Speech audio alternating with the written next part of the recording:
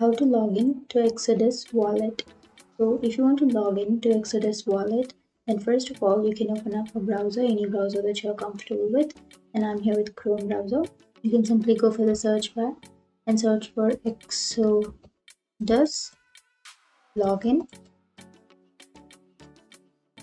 and here if you scroll down, here you will have this login option, right? Simply click on that login, and here it will take you to the login page. So you can scroll down, and here you can have this login information.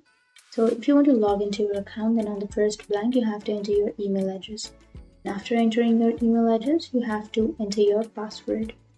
And after entering your password, now you can simply click on login and you will be logged into your account.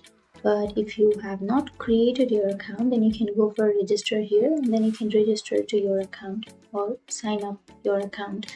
And if you have forgotten your password, then you will have reset password. You can simply go for reset password, and then you can reset or recover it.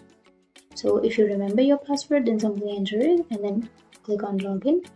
And that's it. That's how you log into your Exodus account. And if you have any questions, feel free to comment below. Thanks for watching.